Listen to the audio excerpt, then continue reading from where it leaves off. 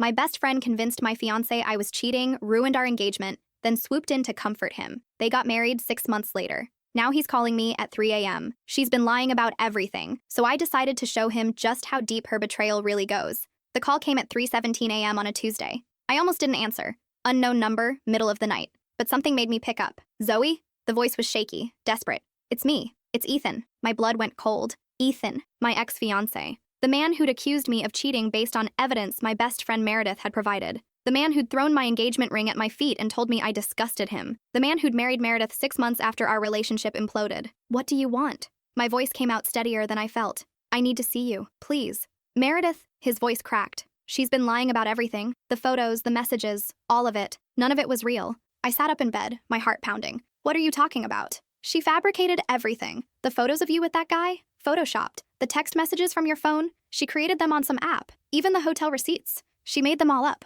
The room spun around me. 3 years. 3 years I'd lived with the humiliation, the whispers, the destroyed reputation. 3 years of people looking at me like I was the woman who'd cheated on her devoted fiancé right before their wedding. How do you know this? I whispered. I found her computer tonight. She kept everything. Files labeled Operation Zoe with tutorials on photo editing, fake text generators, everything she used to destroy you. There are dozens of practice runs, Zoe. She planned this for months. My hands were shaking. Why would she? Because she wanted me. She's been obsessed with me since college. She told me tonight after I confronted her. Said she'd rather have me hate her than watch me marry you. I couldn't breathe. My best friend, the woman who'd held me while I cried, who'd sworn she believed I was innocent even when Ethan didn't, the woman who'd stood by my side through everything, only to reveal she was the architect of my destruction. Zoe, I know I can never make this right, but I need you to know the truth, and I need your help. She's been lying about other things too, dangerous things. I think she might have. The line went dead. I stared at my phone, my mind racing. After 3 years of silence, Ethan calls me in the middle of the night to tell me my best friend had systematically destroyed my life, and now the line was dead. I tried calling back, straight to voicemail. Sleep was impossible. I paced my apartment until sunrise, replaying every moment from 3 years ago. How Meredith had been the one to show Ethan the evidence. How she'd cried with me afterward, swearing she couldn't believe I'd done such a thing. How she'd been there for Ethan too, helping him through his heartbreak. How perfectly she'd positioned herself to catch him when he fell. The memories felt different now, tainted by this new knowledge. I remembered how Meredith had insisted on planning my bachelorette party, choosing a weekend when Ethan would be out of town for his cousin's wedding. How she'd encouraged me to invite my coworker Brian, the same man who appeared in the fabricated photos. How she'd taken dozens of pictures that night, claiming she wanted to capture every moment of my last weekend as a single woman. She'd been documenting my interactions with Brian, gathering raw material for her deception. I remembered how she'd borrowed my phone that weekend, claiming hers had died. How she'd offered to help me clean up after the party, staying late into the night. She'd had hours alone with my phone, plenty of time to install spyware or gather information for creating fake messages. Every kindness had been a weapon. Every gesture of friendship had been preparation for betrayal. At 7 a.m., my phone buzzed. A text from an unknown number. Coffee shop on 5th Street. 1 hour. Come alone. E. I debated ignoring it. What good could come from reopening this wound? But I needed answers. I needed to understand how the person I'd trusted most had orchestrated my downfall with such precision. The coffee shop was nearly empty when I arrived. Ethan sat in the back corner, hunched over a laptop. He looked terrible. Unshaven, dark circles under his eyes, clothes wrinkled like he'd slept in them. His wedding ring was gone, leaving a pale band of skin on his finger. When he saw me, his face crumpled with guilt. Zoe, thank you for coming. I sat across from him, keeping my distance. Your phone cut out. She came home. I had to hide everything. He glanced around nervously. She thinks I'm at the gym. Show me. He turned the laptop toward me. The screen displayed folders labeled with my name, dates, and chilling titles. Photo evidence, text message creation, timeline planning, backup scenarios. My stomach lurched as he opened the first folder. There were dozens of photos of me, taken without my knowledge over months. Me leaving work, at the grocery store, having lunch with colleagues, pictures taken from across the street, from inside restaurants, even from the parking lot of my apartment complex. And then there were the manipulated versions. My face seamlessly placed onto bodies in compromising positions with men I'd never met. She used photos from your social media, surveillance pictures she took, everything. Ethan's voice was hollow. Look at this. He opened a video file dated 2 months before our wedding. It was a tutorial on creating fake text message screenshots. Meredith's voice narrated as she demonstrated how to fabricate conversations, complete with timestamps and contact photos. The goal, her recorded voice explained cheerfully, is creating believable evidence that will survive initial scrutiny. Most people don't examine digital evidence closely when it confirms their fears. The casual tone made my skin crawl. She was discussing the destruction of my life like it was a craft project. How long did you know? I asked. I found this 3 days ago. I was looking for her tax documents when I accidentally opened this folder. He rubbed his face. Zoe, I'm so sorry. I believed her completely. She was so convincing, so heartbroken for me. She was my maid of honor, I whispered. I trusted her with everything. There's more. He clicked another folder labeled Contingency Plans. Inside were detailed documents outlining backup strategies if the initial evidence wasn't convincing enough. Plans to plant physical evidence in my apartment, men's clothing, receipts, even hotel key cards. Scripts for fake witnesses who would claim they'd seen me with other men. Contact information for actors who could be hired to play the role of my alleged affair partners. And most disturbing, a timeline showing how she'd gradually isolated me from our mutual friends over the year before our wedding, ensuring I'd have fewer people to vouch for my character when the accusations came. She thought of everything, I said, scrolling through the meticulous planning. This is psychotic. It gets worse. Ethan's hands shook as he opened another folder labeled David Investigation. Remember my cousin David? The one who died in that car accident 2 months after our wedding was supposed to happen? I nodded. David had been Ethan's best man. His death had devastated Ethan, coming so soon after our broken engagement. Look at this. The folder contained research on David's driving routes, his daily schedule, even detailed information about his car's brake system. There were screenshots of articles about brake line tampering, how to make accidents look random, and the exact tools needed to sabotage a vehicle. Most chilling were the surveillance photos of David's car in various parking lots, taken from multiple angles. My blood turned to ice. You think David started asking questions about the evidence against you. He never believed you'd cheat. He was planning to hire a private investigator to look into it. Ethan's voice was barely a whisper. 2 days later, his brakes failed on a mountain curve. I stood up abruptly, knocking over my chair. Several other customers turned to stare. We need to go to the police. With what? Suspicious files on her computer? They'll say it's just research, creative writing, anything. We need more. He was right.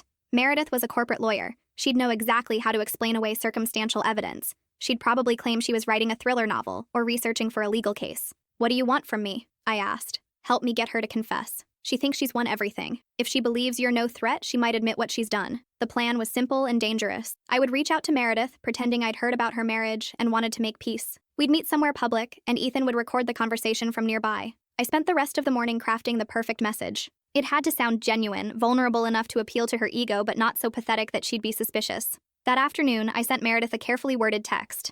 I know it's been a long time, but I heard about your marriage to Ethan. I've done a lot of soul-searching and realized I owe you an apology. I know you tried to warn me about my behavior, and I should have listened. Could we meet for coffee? I'd like to make things right between us. Her response came within minutes. Oh, honey, of course. I've been hoping we could reconcile. I never wanted our friendship to end like that. Tomorrow at 2 p.m., our old spot at Riverside Cafe? Our old spot. The cafe where we'd spent countless hours during college, sharing dreams and secrets. Where she'd comforted me through breakups and celebrated my engagement to Ethan. Where she'd probably been planning my destruction, even as she smiled and offered support. That night, I couldn't sleep. I kept thinking about all the signs I'd missed. How Meredith had always been competitive with me, though I'd dismissed it as harmless. How she'd dated a string of men who resembled Ethan, never seeming to find lasting happiness. How she'd always found subtle ways to undermine my confidence. Are you sure that dress is flattering? Ethan seemed a little distant at dinner last night. I'd thought she was being a caring friend, looking out for my best interests. Now I realized she'd been slowly poisoning my self-esteem, making me doubt myself and my relationship.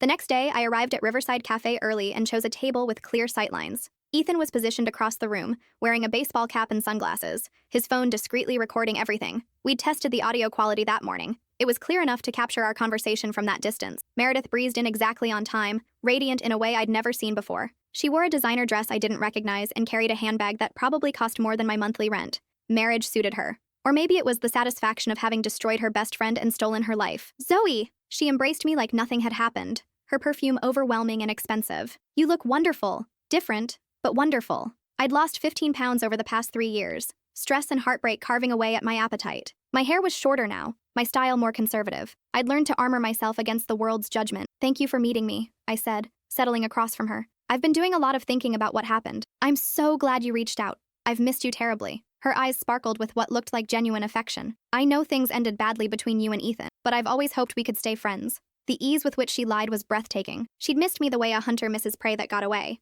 I want that too. Actually, I need to apologize. I took a deep breath, hating every word I was about to say. I think I was in denial about what I'd done. The cheating, I mean. I was so ashamed that I convinced myself it hadn't happened. Meredith's eyes widened with surprise, and something else. Triumph. This was even better than she'd hoped. Oh, sweetheart. She reached across the table to squeeze my hand. It takes such courage to admit that. I'm so proud of you for taking responsibility. Her touch made my skin crawl, but I forced myself not to flinch. I just don't understand how it all came out. The photos, the messages, I barely remember any of it happening. Well, Meredith leaned forward conspiratorially, lowering her voice like we were sharing secrets again. You were drinking a lot around that time, remember? You probably blocked out most of it as a coping mechanism. I hadn't been drinking heavily. That was another lie. Another piece of the narrative she'd constructed to explain away inconsistencies in my behavior. The photos of me with that man, Ryan, wasn't it? I still can't remember meeting him. Oh, you don't remember Ryan. Meredith's smile was predatory now, delighting in the details of her deception. You two were quite the item for a while. Very passionate.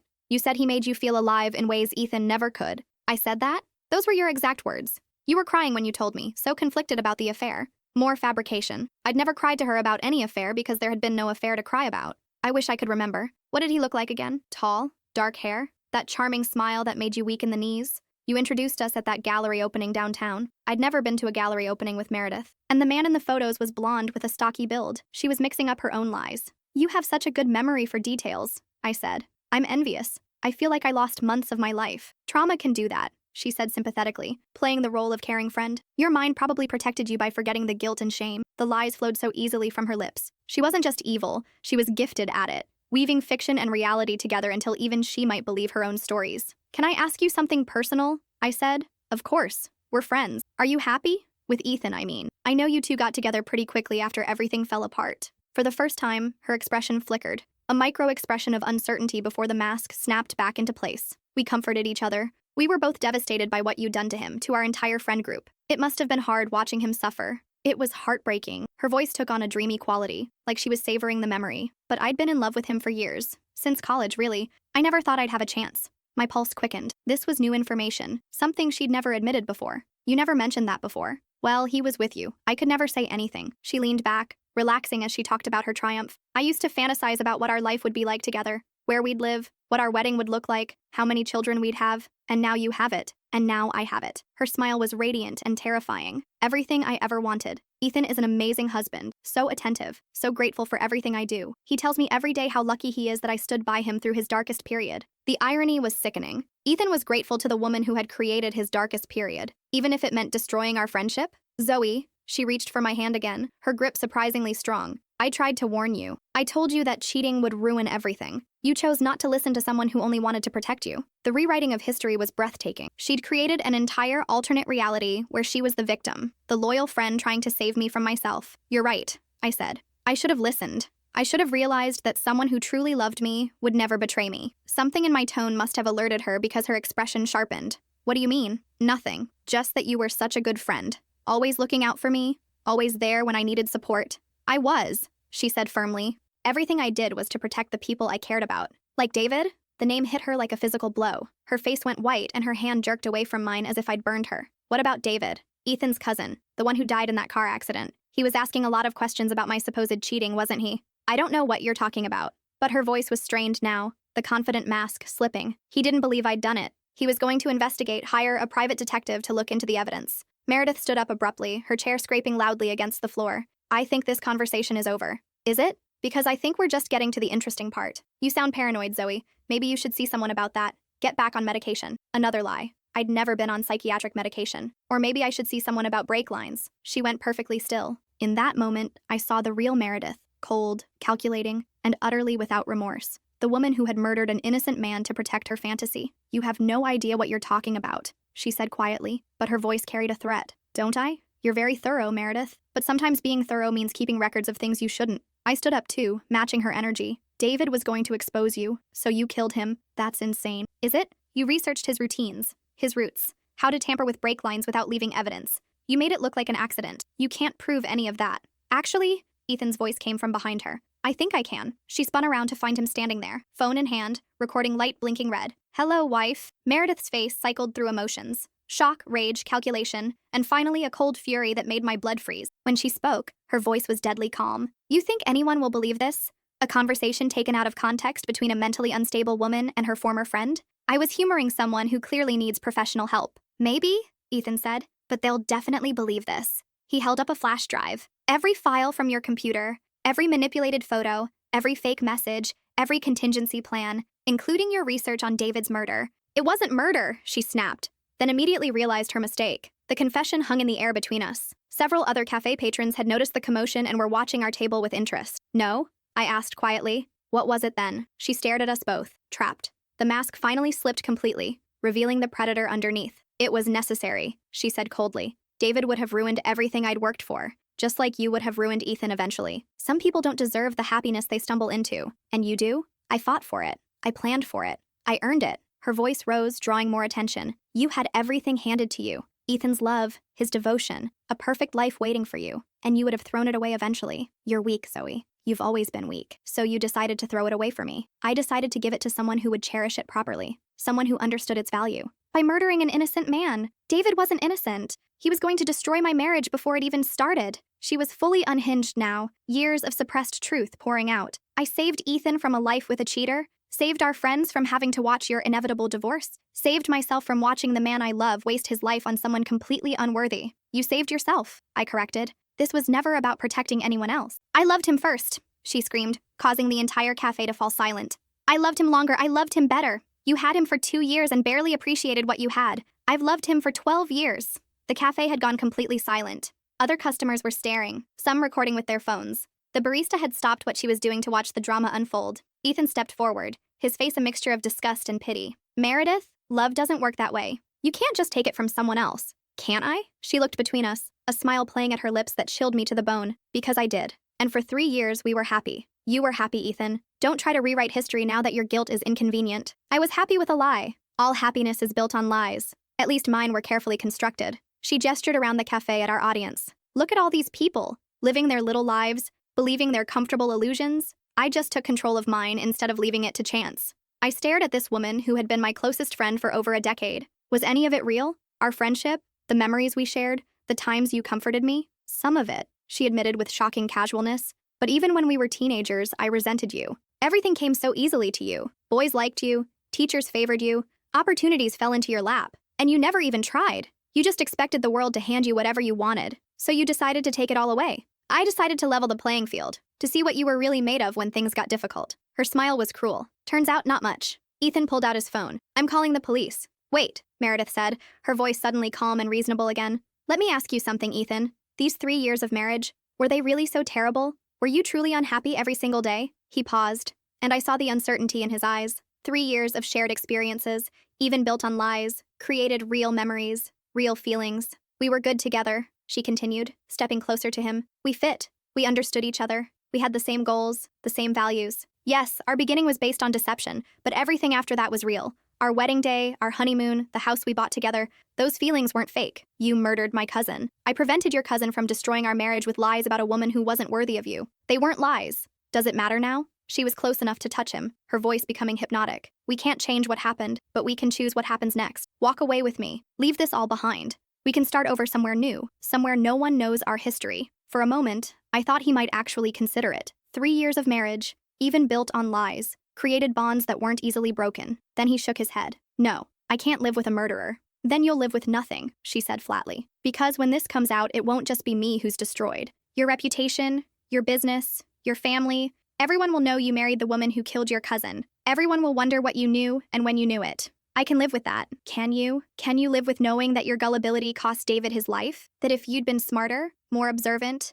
less easily manipulated, he'd still be alive today? I watched Ethan flinch. Even now, even knowing what she was still manipulating him with surgical precision. That's enough, I said. Ethan, call the police. Stay out of this, Zoe, Meredith snapped. You've done enough damage already. I've done damage? I've spent 3 years having my character assassinated by someone I trusted completely. I've lost friends, job opportunities, relationships, all because you wanted my fiancé and were willing to destroy anyone who stood in your way. And now you have the truth. Isn't that enough? No, it's not enough. David deserves justice. David is dead. Justice won't bring him back. But it might prevent you from killing someone else when they threaten your next perfect life. That hit home. Her face darkened with genuine anger. I'm not a serial killer, Zoe. I'm not going around murdering people for fun. No, you're just eliminating obstacles. What happens when Ethan starts asking the wrong questions about something else? What happens when he wants children and you realize they might threaten your control over him? What happens when he finds old friends who remember things differently than you've told him? That would never, wouldn't it? You killed a man for planning to investigate your lies. What wouldn't you do to protect your fantasy? She stared at me with pure hatred.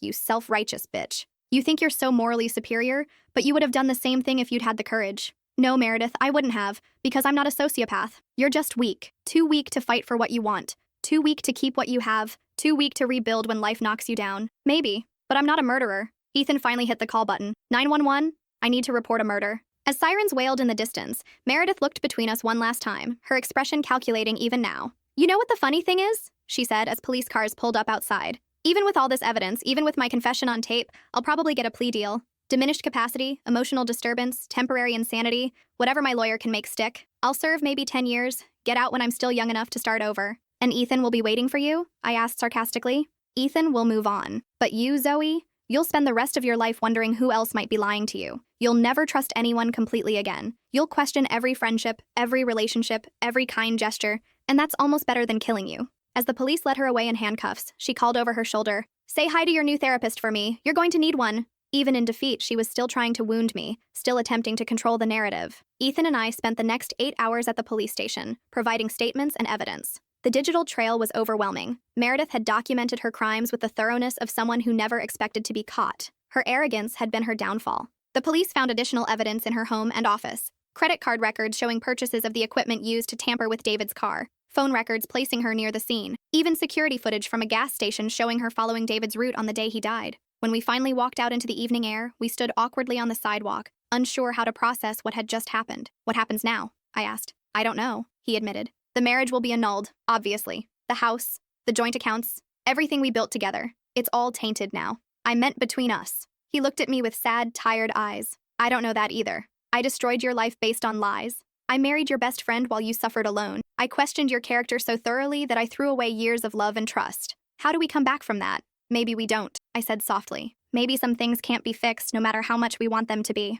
I loved you, Zoe. I loved you completely with everything I had, and I threw it away because I was too stupid to see through her manipulation. You loved who you thought I was. But you never really knew me if you could believe I'd cheat on you so easily." He nodded, accepting the truth of it. "I'm going to make sure you get compensation for what she took from you. The jobs you lost, the opportunities missed, the damage to your reputation. That's not what I want. What do you want?" I thought about it. 3 years ago, I would have said I wanted him back, wanted our life together, wanted the future we'd planned with white picket fences and children's laughter. Now, I just wanted peace. "I want to move forward," I said finally. "I want to stop being defined by what she did to me. And us? There is no us anymore, Ethan. There hasn't been for 3 years. Maybe there never really was. Not if our relationship was fragile enough to be destroyed by photoshopped pictures and fake text messages." He winced, but didn't argue. "I forgive you," I continued. "Not for your sake, but for mine. I'm tired of carrying this anger around. It's been poisoning my life for too long. Thank you. But forgiveness doesn't mean reconciliation. What we had is gone." She didn't just destroy our relationship. She revealed cracks that were already there. We parted ways that night, probably for the last time. 6 months later, Meredith was sentenced to 25 years for David's murder and additional charges for fraud, stalking, and conspiracy. She showed no remorse at her sentencing, maintaining that she'd been protecting the people she loved from those who would harm them. I testified via video link, unwilling to be in the same room with her again. Even through the screen, I could feel her hatred radiating toward me. Ethan moved across the country for a fresh start. We don't keep in touch, though I heard through mutual acquaintances that he's seeing a therapist and doing better. I started therapy too, not because of Meredith's parting shot, but because I realized I needed to understand how I'd been so blind to someone's capacity for evil, how the person I'd trusted most had been systematically destroying me while I thanked her for her support. The answer, my therapist explained, was both simple and complex. Meredith was a skilled manipulator who'd spent years studying my weaknesses and blind spots. She'd used my trust and love against me with surgical precision, exploiting my desire to see the best in people. It wasn't my fault that I'd been betrayed, but it was my responsibility to heal from it and learn to protect myself better in the future. Today, I have new friends who earn my trust gradually. I have a job I love, working with other survivors of manipulation and abuse. I have a small apartment that's entirely mine, filled with things I chose because they make me happy. I have a life that Meredith never touched, never poisoned, never tried to take from me. Sometimes I still dream about that final conversation in the cafe. But instead of feeling angry or hurt, I feel something I never expected: pity. Because Meredith got exactly what she wanted: Ethan's love, marriage, the life she'd coveted for so long. For 3 years, she lived her fantasy, waking up next to the man she'd obsessed over since college, but it was all built on lies. Every kiss, every shared moment, every "I love you" was contaminated by the truth of how it began. She destroyed my life to get what she wanted, but in doing so, she poisoned everything she touched. She never got to experience real love, the kind built on honesty, mutual respect, and genuine connection. Instead, she had a relationship founded on murder, manipulation, and deceit. Even when Ethan loved her, he was loving a carefully constructed fiction, and unlike me, she never figured out how to build something real. I received a letter from her in prison last month. I almost threw it away without reading it, but curiosity won. The letter was classic Meredith. No apology, no acknowledgement of wrongdoing, just one final attempt at manipulation. She claimed she was pregnant with Ethan's child, conceived before her arrest. She wanted me to convince him to visit her, to be part of their child's life. She painted a picture of a reformed woman, ready to be the mother and wife she'd always dreamed of being. I looked up the prison records. She wasn't pregnant. It was just another lie. Another desperate attempt to control the narrative even from behind bars. I didn't respond to the letter. Instead, I did something that would have been impossible 3 years ago. I threw it away and forgot about it. Because I've learned something valuable in my journey toward healing. The best revenge against someone who tried to destroy your life isn't plotting your own revenge. It's building a life so full and meaningful that they become irrelevant to your happiness. Meredith stole 3 years from me, but she couldn't steal my future. She destroyed one version of my life, but she couldn't prevent me from creating a better one. And that's a victory she can never take away. Last week, I got engaged to a wonderful man named Gabriel, who knows my entire story and loves me anyway. When I told him about Meredith, he listened without judgment and then said something that made me cry. I'm sorry that happened to you, but I'm grateful it led you to me. We're planning a small wedding, just family and the friends who stood by me during my darkest period, the ones who believed in my character even when the evidence seemed stacked against me. Meredith tried to teach me that I couldn't trust anyone, that friendship was just another weapon people used against each other. But she was wrong. The friends who truly knew me saw through her lies immediately. They're the ones planning my bridal shower now, the ones who will stand beside me as I marry a man who would never believe fabricated evidence over his own knowledge of my character. Sometimes I wonder if Meredith sees the irony in all of this. She thought she was taking away my future, but she actually freed me to find a better one. She thought she was proving I was weak, but she forced me to discover just how strong I really am. She wanted to destroy me, but instead, she destroyed herself. And in the end, that's the truest justice of all. The day before my wedding, I visited David's grave. I brought flowers and told him about my engagement, about the life I'd built from the ashes of Meredith's betrayal. I thanked him for trying to defend me, even though it cost him everything. As I walked away from his headstone, I felt something I hadn't experienced in years: complete peace. The chapter of my life that included Meredith was finally truly closed. Tomorrow I'll walk down the aisle toward a future built on truth, trust, and genuine love. Meredith will spend the next 20 years in a cell, surrounded by the ruins of her own choices. She wanted my life so badly that she was willing to kill for it. But the life she stole wasn't worth having. The life I built to replace it is everything she could never understand. Real, honest, and completely mine. And that's the most beautiful revenge of all.